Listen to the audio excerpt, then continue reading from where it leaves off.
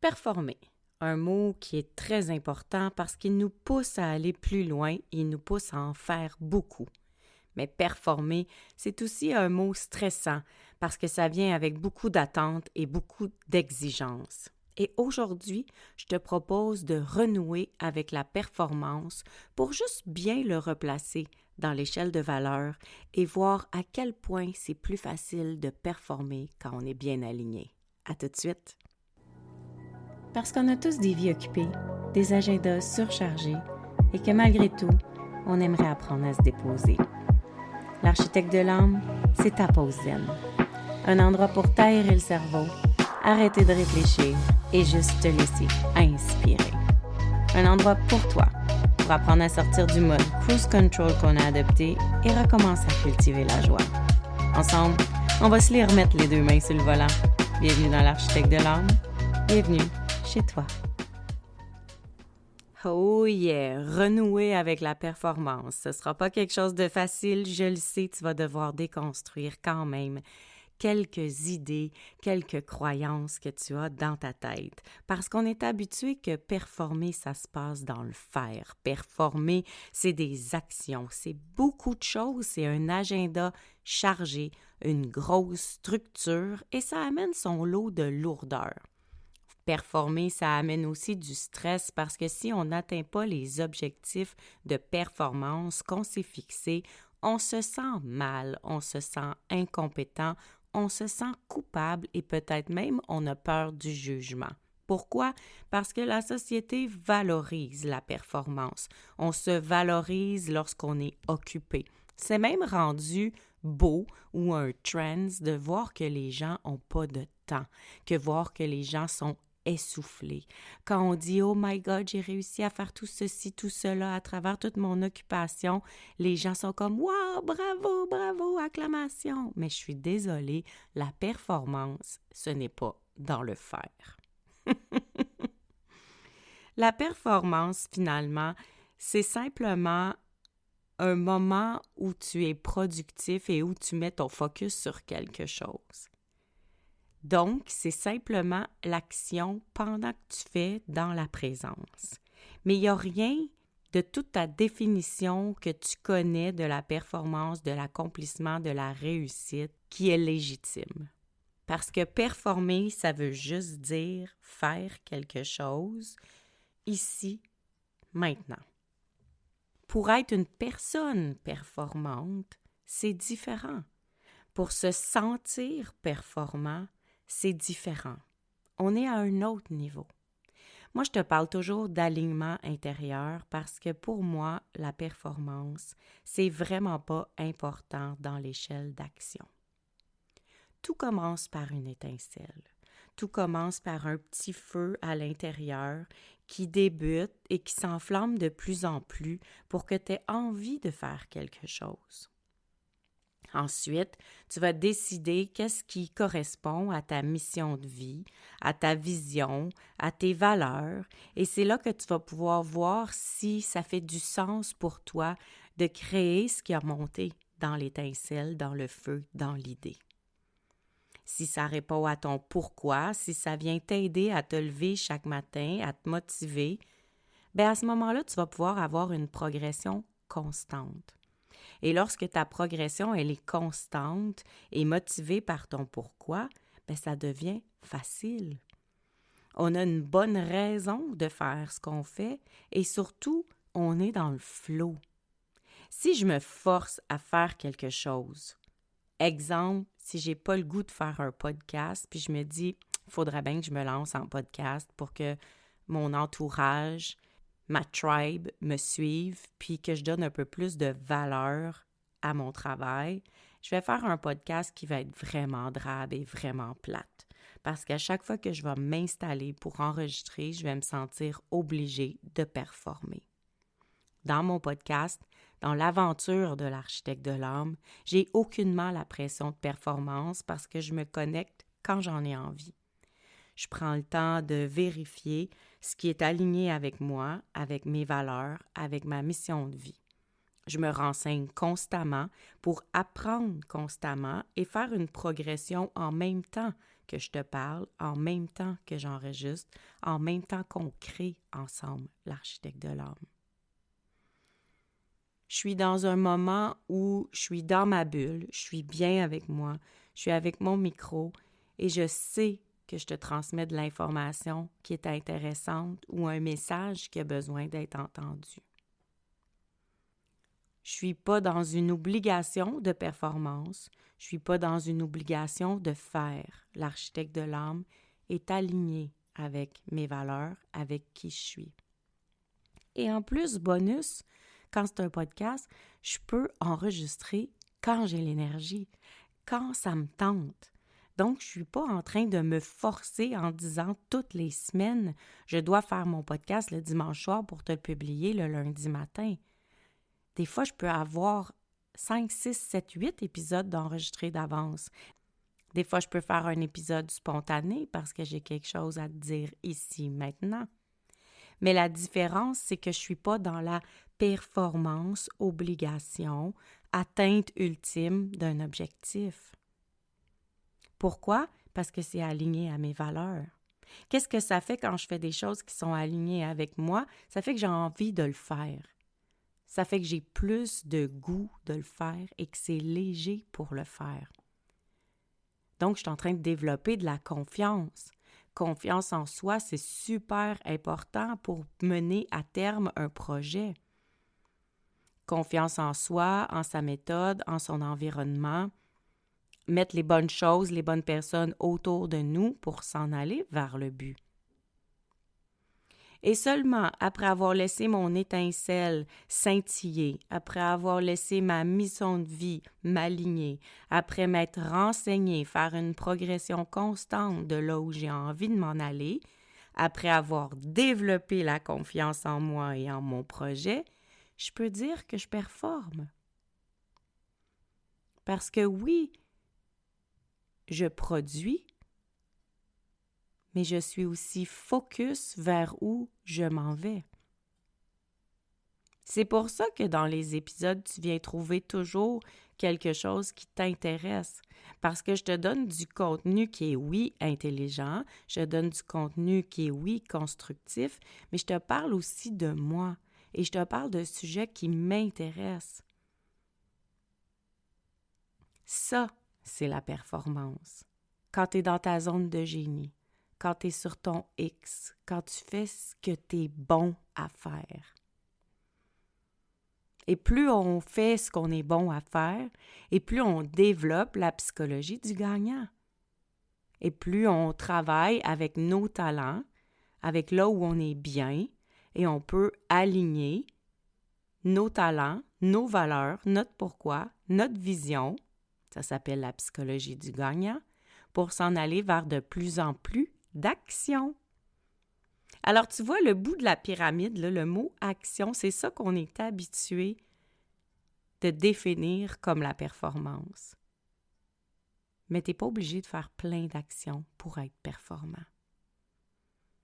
Et j'aimerais qu'on prenne le temps de réfléchir ou de sentir à quel point être dans la lenteur, être dans le calme, être dans la douceur, ça peut aussi être de la performance. Tu n'as pas besoin d'être occupé du lundi au vendredi dans ton travail 2 jours, plus les sports, le soir, plus des activités sociales, les week-ends. Mettre tout ça sur les réseaux sociaux pour que tu sois performant. Performer, c'est être bien dans ce qu'on fait. Performer, ça n'a aucune connotation avec le nombre de choses que tu fais.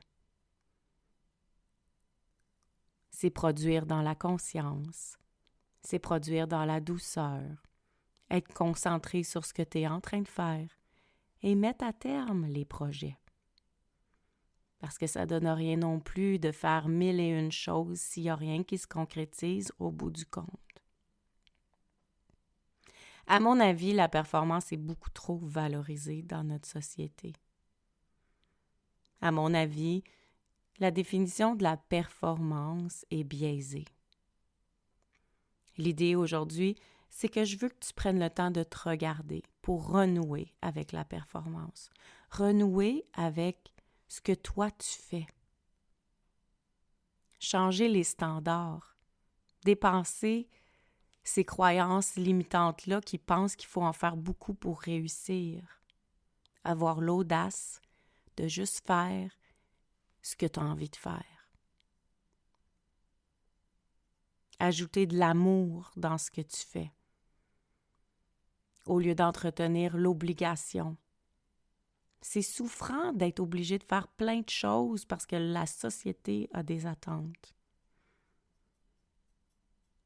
Puis finalement, quand on fait juste faire ce que les autres veulent qu'on fasse, quand on fait juste faire pour faire, est-ce qu'on est réellement en train de progresser? Est-ce que ce ne serait pas un frein à la progression? Donc la performance, c'est aussi apprendre à ralentir. La performance, c'est aussi apprendre à calmer le temps, à se ressourcer. Parce qu'une chose bien faite est meilleure que plein de choses à moitié faites. Renouer avec la performance, c'est se donner le droit de travailler dans notre propre potentiel, de vivre notre vie extraordinaire. Renouer avec la performance, c'est être dans sa zone de génie, sans être obligé de copier ce qui marche pour les autres. Et aujourd'hui, j'ai eu envie de te parler de ça parce que c'est sûr que pour faire passer le podcast à un autre niveau, je prends plein de formations. Puis ça me fait vraiment rire quand on prend des formations puis qu'on nous donne des recettes toutes faites puis qu'on nous dit c'est comme ça qu'il faut faire. C'est facile de le voir dans un cadre entrepreneurial, mais je me suis arrêtée pendant que j'écoutais mon coach parler puis je me disais, mais ces recettes-là, elles sont partout. C'est pas juste en affaires, c'est pas juste dans l'entreprise. Ces recettes-là, c'est constamment présent autour de nous. Mais il n'y a pas juste une façon de faire une sauce à spaghetti. Tu peux copier celle de ta mère quand tu pars en appartement, mais à un moment donné, tu vas la transformer. Tu vas la mettre à ton goût. Tu vas peut-être la transformer aussi parce que ta mère a mis des carottes, puis toi, dans ton épicerie cette semaine, tu n'avais pas les moyens d'acheter des carottes. Ou peut-être tu ne mettras pas de carottes parce que tu n'aimes pas les carottes dans la sauce à spaghetti. Tu comprends, il y a plusieurs raisons pour transformer ce qui est autour de nous. Mais ça fait qu'au bout du compte, tu vas l'avoir, ta sauce à spaghetti. Puis tu vas être capable de la répéter. Puis elle va être à ton goût. Puis ça ne sera jamais une corvée pour toi de faire ta sauce à spaghetti parce que tu vas te trouver bon dans ta zone de génie. Performant, productif.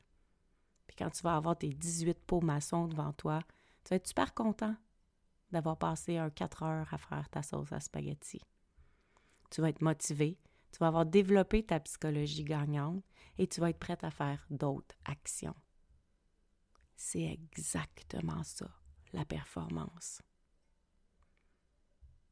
C'est de travailler dans sa zone de génie pour avoir envie d'en faire encore plus, dans le confort, dans la joie, dans la légèreté. À quel point tu es dans ta zone de génie dans ton quotidien? À quel point tu te permets d'être dans ta zone de génie régulièrement? Et qu'est-ce que ça prendrait pour que tu sois un petit peu plus aligné avec ton X à toi?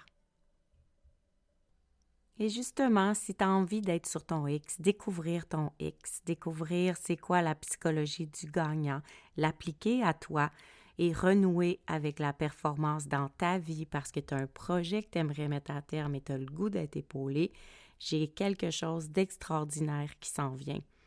The Badass Project, c'est quelque chose qui va être vraiment extraordinaire, qui va être un accompagnement one-on-one pour aller t'aider à mener à bien un projet en t'alignant à ta mission de vie, ta progression constante, laisser l'étincelle devenir un feu intérieur qui va développer la confiance en toi et t'amener à sentir l'état d'être performant plutôt que l'action de performance extérieure. Finalement, on va faire des choses, mais en développant un focus différent, une nouvelle stratégie différente. Dans The Badass Project, on développe notre côté badass qui est pour nous et non pas pour flasher à l'extérieur. Si ça t'intéresse, je vais faire un épisode de podcast spécial pour pouvoir t'expliquer ce qu'il va y avoir dans le Badass Project. Tu dois savoir que je prendrai seulement 6 personnes et qu'il y aura des entrevues pendant le mois de mars pour voir si on peut travailler ensemble pour mettre à terme ton projet pour la rentrée scolaire en septembre. Donc, un beau 6 mois à travailler ensemble, mais je t'en dis pas plus, je te laisse écouter l'épisode particulier de Badass Project. Ça s'en vient pour développer ta vision, ta psychologie gagnante et surtout renouer avec l'état de performance. Tu peux donc trouver tous les détails sur www.melcmelanie.com ou encore dans l'épisode 45. Donc, si on retient quelque chose aujourd'hui, c'est que la performance, c'est pas du tout d'en faire beaucoup. La performance, c'est de faire ce qui nous rend heureux. Je te laisse méditer là-dessus. À tout bientôt. Gratitude fois 1000 d'avoir été ici. Ça me fait tellement plaisir de jaser avec toi. J'ai déjà hâte au prochain épisode. Entre-temps, si tu as envie d'encourager l'architecte de l'âme, va sur ta plateforme d'écoute préférée. Laisse-moi un commentaire ou des étoiles. Puis surtout, abonne-toi pour ne rien manquer. Si tu as envie, tu peux aussi partager l'épisode pour m'aider à me faire connaître. Place-le dans ta story en me disant ce qui t'a le plus touché aujourd'hui. N'oublie pas de me taguer melcy.soul.architect pour que je puisse aller liker et te répondre. Je voudrais aussi prendre le temps d'ajouter mes gratitudes pour toi, de m'avoir écouté, mais surtout que tu aies pris le temps, ce temps-là, pour toi. C'est grâce à ces quelques minutes de concentration sur toute autre chose que le brouhaha de la vie que ton âme se relâche et s'aligne. Et pour ça, je te dis bravo. À tout bientôt. Love, Mel.